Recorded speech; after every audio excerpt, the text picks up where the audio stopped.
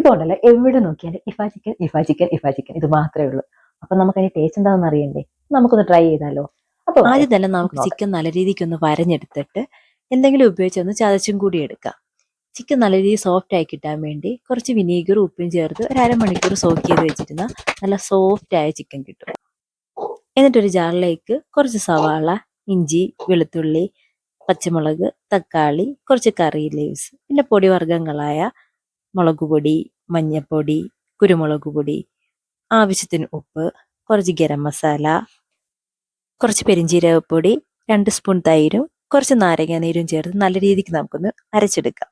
എന്നിട്ട് നമ്മുടെ ചിക്കനിലേക്ക് മസാല എല്ലാം പുരട്ടി ഒരു മിനിമം 3 മണിക്കൂറെങ്കിലും റെസ്റ്റ് ചെയ്യാൻ വെക്കണം.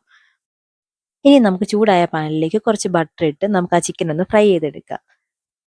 അത് നമുക്ക് തിരിച്ചു മറിച്ചിട്ട് നല്ല രീതിക്ക് ഒന്ന് കുത്തി കൊടുക്കാം. ഇനി നമുക്ക് സോസ് ഉണ്ടാക്കാം. അതിനായിട്ട് ജാറിലേക്ക് 2 മുട്ടയുടെ വെള്ള, ഒരു വെളുത്തുള്ളി, കുറച്ച് ഫ്രഷ് ക്രീം, കുറച്ച് ക്രീം ചീസ് അല്ലെങ്കിൽ നോർമൽ ചീസും കുറച്ച് സൺഫ്ലവർ ഓയിലും ഇട്ട് നമുക്ക് നല്ല രീതിക്ക് അടിച്ചെടുക്കാം. ഇനി വറുത്ത് വെച്ച ചിക്കനിലേക്ക് നമ്മുടെ ആ സോസ് ഒഴിച്ച് ഒരു 10 മിനിറ്റ് സ്ലോ കുക്ക് ചെയ്തെടുക്കാം.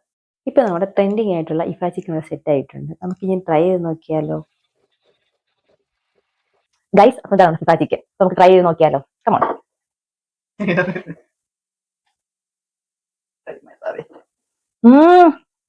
സൂപ്പർ സാധനം, അടിപൊളി. കൊള്ളല്ലേ? അടിപൊളി അടിപൊളി സാധനമാണ്.